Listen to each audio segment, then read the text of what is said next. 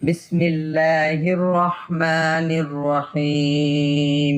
لاکھوں نہیں کروڑوں روپے ملیں گے نماز فجر کے بعد انا اعطیناک الکوثر پڑھ لیں۔ صرف ایک دن کا وظیفہ، یہ موقع بار بار نہیں ملتا، فائدہ اٹھا لو۔ محترم ناظرین، فجر کی نماز کے بعد سورۃ کوثر کا یہ وظیفہ، ایک دن کا یہ عمل ہے۔ لوگ دروازے کھٹکھٹا کر پیسے دے کر جائیں گے، اور کون لوگ دے کر جائیں گے یہ آپ خود بھی ان کو سمجھ نہیں پائیں گے کہ یہ پیسے کیسے دے کر گئے۔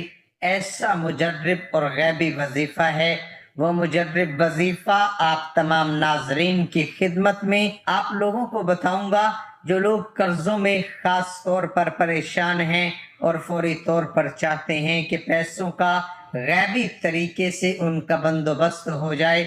گھر میں بڑے مسئلے مسائل ہیں، مہنگائی سے پریشان ہیں۔ میرا یقین مانیں، آج دل سے یہ مجرب وظیفہ اپنے بھائیوں اور بہنوں کو ان کی پریشانیوں کے لیے بتانے لگا ہوں۔ رزق اور دولت کا یہ مجرب وظیفہ ہے۔ جس ترتیب سے بتاؤں گا آپ اسی ترتیب سے کرنا ہے۔ اپنی طرف سے تھوڑی سی بھی آپ کو کمی پیشی نہیں کرنی، ورنہ آپ کا جو وظیفہ ہے اس کے جو اثر ہیں وہ آپ کو نظر نہیں آئیں گے، الٹا آپ لوگ اپنا وقت ضائع کریں گے۔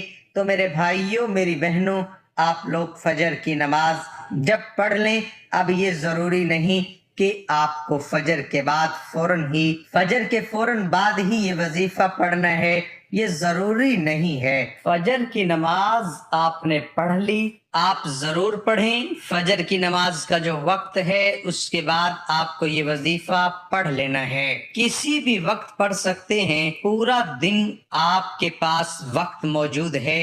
آپ چاہیں تو نماز پر بیٹھ کر بھی یہ وظیفہ پڑھ سکتے ہیں، چاہے تو پلنگ پہ بیٹھ کر پڑھ لیں۔ جب بھی آپ لوگ یہ ویڈیو دیکھیں، کسی بھی وقت ویڈیو دیکھیں، جب بھی آپ کسی بھی دن، یہ نہیں کہ آپ لوگ آج ویڈیو دیکھ رہے ہیں تو آج ہی یہ عمل کرنا ہے۔ کسی بھی دن جب آپ فجر کی نماز ادا کر لیں، سکون سے آپ یہ وظیفہ پڑھ لیں۔ گھر میں پڑھ سکتے ہیں، جہاں کہیں موجود ہوں، آپ مسجد میں ہیں تو وہاں نماز کے بعد یہ وظیفہ پڑھ سکتے ہیں۔ ضروری نہیں کہ نماز کے فوراً بعد پڑھ لیں۔ بالفرض آپ مرد حضرات بھائی ہیں، انہوں نے مسجد میں نماز پڑھ لی، آ کر آپ لوگ 1-2 گھنٹے بعد بھی یہ وظیفہ پڑھ سکتے ہیں۔ ضروری نہیں کہ مسجد میں ہی وظیفہ پڑھنا ہے، لیکن اتنا آسان اور اتنا مجرب وظیفہ ہے کہ مسجد میں بھی آپ لوگ پڑھ لیں، آپ کو کوئی گھنٹہ نہیں لگے گا بلکہ کچھ منٹ لگیں گے۔ یہ وظیفہ پڑھتے ہی آپ لوگ معجزات کو اپنی آنکھوں کے سامنے انشاءاللہ دیکھیں گے۔ لیکن میرے بھائیوں، میری بہنوں، ایک میری بات آپ لوگ بڑی توجہ سے سمجھ لیں کہ آپ لوگوں کی جو شکایات ہیں کہ ہم جب بھی وظیفہ پڑھتے ہیں وہ وظیفہ اثر کیوں نہیں کرتا، آج میں آپ کو بہت ہی خاص بات بتانے لگا ہوں کہ آپ کا وظیفہ اثر کیوں نہیں کر رہا۔ کچھ بھائی بہن کہتے ہیں کہ نہ ہم نماز چھوڑتے ہیں، نہ کوئی وظیفہ ایسا نہیں کہ ہم نہ پڑھتے ہوں، ہر وقت نماز کے بعد بھی وظیفہ پڑھتے ہیں، صبح بھی وظیفہ، شام بھی وظیفہ۔ تو میرے بھائیوں، میری بہنوں، آپ لوگوں کی سب سے بڑی غلطی یہی ہے، آپ لوگ ایک دن میں ایک سے زیادہ وظائف ہرگز نہ پڑھیں۔ بھلے آپ نوٹ کر لیں، ایک دن کا کوئی عمل ہے، ایک دن کا کوئی وظیفہ ہے، بھلے ایک دن کا ہی کوئی وظیفہ ہو، لیکن آپ تمام دوست ایک دن سے زیادہ ایک حاجت کے لیے جو وظیفہ آپ کو بتایا گیا ہے، روزانہ ایک وظیفہ پڑھیں کسی ایک حاجت کے لیے۔ ہاں، کسی اور حاجت کے لیے آپ دوسرا کوئی وظیفہ پڑھ سکتے ہیں، لیکن آپ لوگ ایک دن میں بے شمار وظائف ہرگز نہ پڑھیں۔ ایک حاجت کے لیے آپ لوگ کیا غلطی کر جاتے ہیں کہ کسی ایک حاجت کے لیے بہت سارے وظیفے ایک ساتھ پڑھ لیتے ہیں۔ مثال کے طور پر آپ کا کوئی رزق کا مسئلہ ہے، قرضوں کا مسئلہ ہے، تو اس قرض کے لیے آپ لوگ ایک دن میں آپ کو کوئی عمل بتایا گیا ہے کہ یہ ایک دن کا عمل ہے تو پہلے وہ پورے دن وہ عمل مکمل کریں، پھر دوسرا کوئی وظیفہ آپ لوگ نوٹ کر لیں، پھر اگلے دن کر لیں۔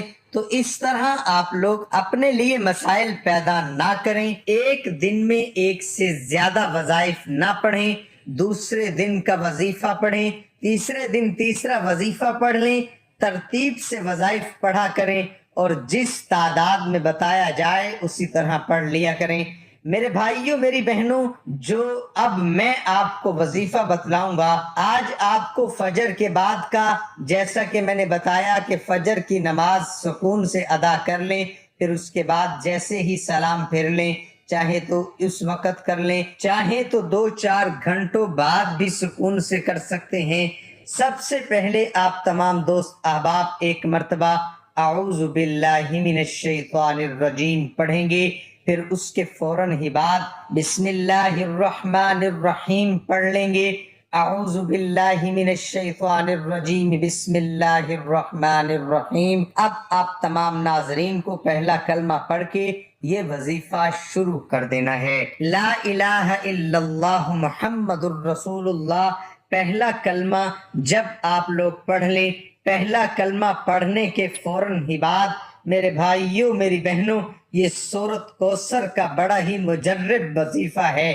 اب آپ کو سب سے پہلے سورۃ کوثر پڑھ لینی ہے 21 مرتبہ۔ جب سورۃ کوثر پڑھ لیں، اب آپ کو ایک اسم بتاؤں گا، اس کے فوراً بعد آپ کو یہ اسم کتنی بار پڑھنا ہے یہ بڑی ترتیب سے بڑی توجہ سے سمجھ لیں۔ یہ اسم آپ کو یا باسطو 100 مرتبہ آپ کو پڑھ لینا ہے۔ اس کے بعد اس کے فوراً ہی بعد آپ لوگوں کو دوبارہ سے 21 مرتبہ سورۃ کوثر پڑھ لینی ہے۔ 21 مرتبہ سورۃ کوثر پڑھ لیں۔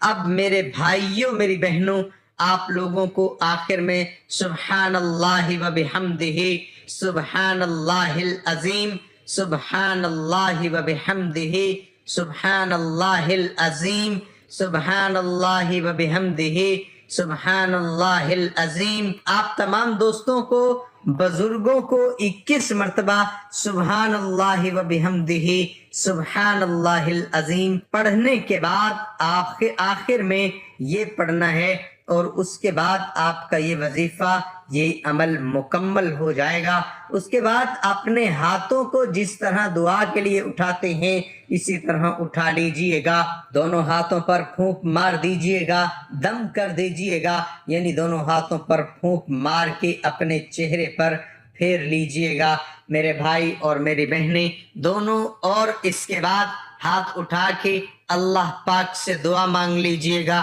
جو آپ کی حاجتیں ہیں، 10 حاجتیں ہیں، 100 حاجتیں ہیں، ان کے لیے اللہ پاک سے دعا مانگ لیجئے گا۔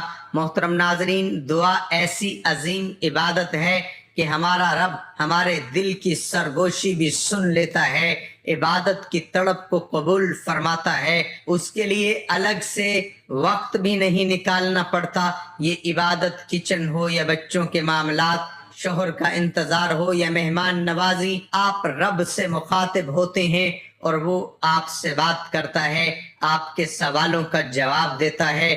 رب کریم فرماتا ہے، اور تمہارے رب نے فرمایا مجھ سے دعا کرو، میں تمہارے دعا قبول کروں گا۔ بے شک وہ جو میری عبادت سے تکبر کرتے ہیں ان قریب ذلیل ہو کر جہنم میں جائیں گے۔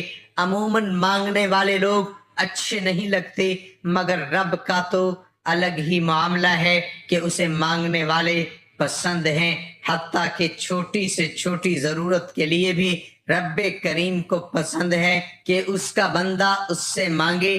احادیث میں تو جوتے کے تسمے تک کی اس سے مانگنے کی ترغیب موجود ہے۔ اللہ ہم سب کا حامی و ناصر ہو، آمین ثم آمین۔ ناظرین، کمنٹ باکس میں اللہ تعالیٰ کے 99 ناموں میں سے ایک نام ضرور ٹائپ کریں۔